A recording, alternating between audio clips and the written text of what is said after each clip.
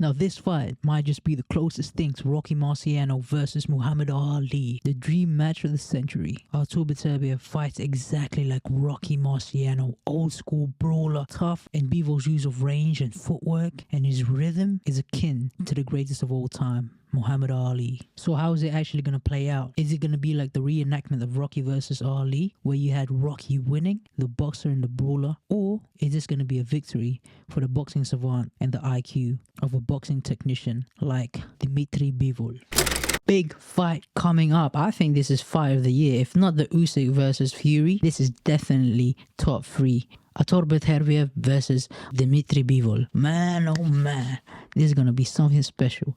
Now, who do I got? These guys are both undefeated, but only one has got 100% KO ratio. Now, I'm going with Artur Beterbiev. You just have to look at the way he fights. One is a power puncher, a slugger, but he's more technical. He's not just a random slugger too. He likes to absorb punches, but with his gloves, the way he blocks it, you really just get tired. And the way Bivol fight is a very active fighter. Now, his punches flow. It's not a punch that is concussive. It's not George Foreman, Mike Tyson, nothing like that. But he is continuous, kind of like a UFC, like a Nate Diaz. But that will get you, that will really tire you, as you saw with the Canelo fight, that even though it wasn't concussive blows, it was still peppering him, and that was bothering him. And what this does is that it takes your rhythm off of you, and you can't tee off, and you can't set your pace in a fight. You can't fight the way you want to fight. The way Beterbiev fights is that he uses your own tempo against you. He gets in the inside, and he mid-range to the inside is the way he fights. And Bivol is, mid-range to the outside. He doesn't fight good in the inside.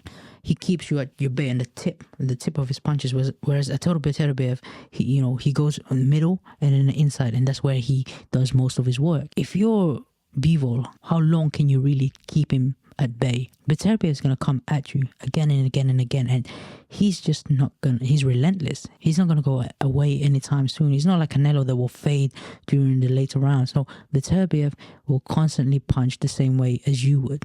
Now, these are both, active fighters in their offense. They're both very active and fluid, so they won't stop. For Bivol, can you really take that much punishment? Now, we've seen plenty of power punches and firefighters that went against Beterbiev that fell short. Anthony Yarde, Joe Smith Jr. and many others alike. And they just couldn't hang with Beterbiev's pace. It's his pace that was really suffocating.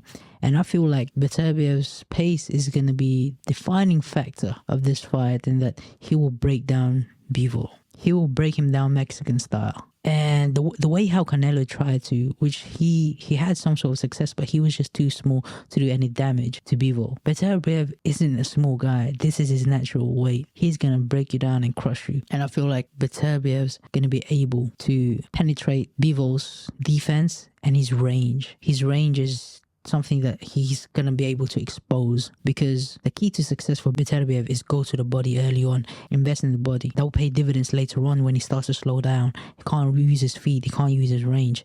Now, when you look at the way how most Russians fight, is that, especially Bivol, he's the epitome of this Russian boxing style, the Soviet style, right?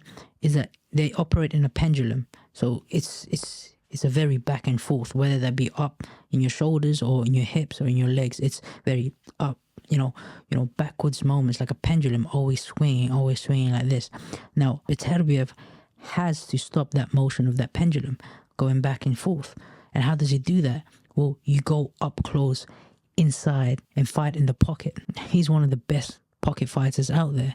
He's going to really steal your money. And when it does this, it will suffocate him, and he won't be able to use his range as much, and he's going to have to be forced into a firefight. And that's the way I see this fight going. Either a Beterbiev late stoppage or a unanimous victory for Beterbiev. Now, I'd like to know what you think about this fight. Comment down below who you got. Are you team Bivol or are you team Beterbiev? Thank you for watching another episode of Taz Talks Fighting.